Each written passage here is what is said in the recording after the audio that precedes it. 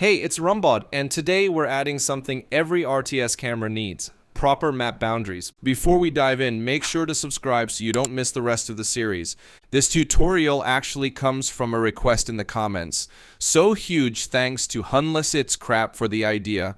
In this part, I'll walk you through a clean, no-math method for locking your RTS camera inside the playable area. We'll set up a custom collision channel for the camera, give it a proper collision box, and then build invisible walls that stop it from leaving the map. By the end, you'll have a fully enclosed play area that works perfectly with the movement system we set up earlier in the series. Alright, let's start by setting up a collision channel just for our RTS Camera Pawn. Make sure you're on your main map, then head over to Edit at the top and open Project Settings. Scroll down to the Engine section and find Collision. Here we'll create a brand new object channel.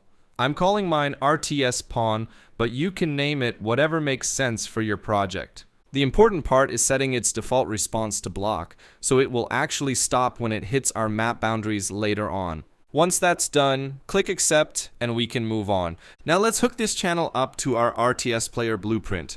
Open up BP RTS Player, add a box collision component, and drag it so it replaces the current root component. This box will become the physical body of our camera, so any boundary we set will block this shape, not the camera itself. Compile and save. Then with the box selected, scroll down to the collision section in the details panel. Change the collision preset to custom, set the object type to RTS Pawn, and make sure the RTS Pawn response is set to block. That tells Unreal that anything marked as a boundary for the RTS Pawn will stop this box dead in its tracks. Before we move on, there's one more tweak. Earlier in the series, we used set actor location in our tick event to move the camera around. We need to make sure the sweep option on that node is enabled. That way Unreal will check for collisions before moving, and our camera won't just teleport through the walls we're about to build. Once that's done, hit compile and save, and we're ready to jump back into the main map editor to start placing our boundaries. Before we move on, there's one extra tweak I recommend for better collision accuracy.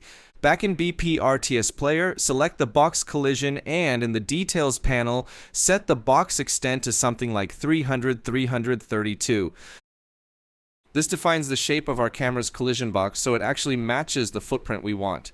You can tweak these values later, but this size works well for most setups. Now let's jump back into the main map and start building our actual boundaries. From the top toolbar, click quickly Add to Project, go to the Volumes category and choose Blocking Volume. Drag and drop one into the level, then position it where you want your first boundary to be. In my case, I'm setting the location to X0, Y 2000. Z0. Next, in the brush settings, I'll stretch the size so it works as a proper wall. I'm setting X to 7000, keeping Y at 200, and setting Z to 10,000 so it's tall enough that the camera can't slip over it, even on steep terrain. These numbers will depend on your project, so feel free to adjust them until the wall covers exactly what you need. Now, just like we did for the RTS Pawn, scroll down to the collision section of the blocking volume, change the object type to RTS Pawn, and make sure the RTS Pawn response is set to block. That way, this wall will specifically stop our camera pawn without interfering with other actors.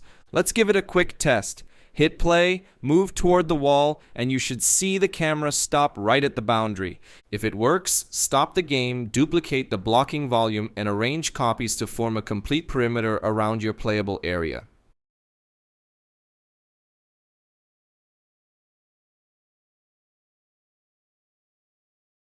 Once you've got all four sides in place, you'll have a nice invisible box that keeps the camera locked inside your map, no matter how fast the player tries to move out of bounds. And that's it. Now your RTS camera is fully locked inside your playable area with clean, invisible boundaries.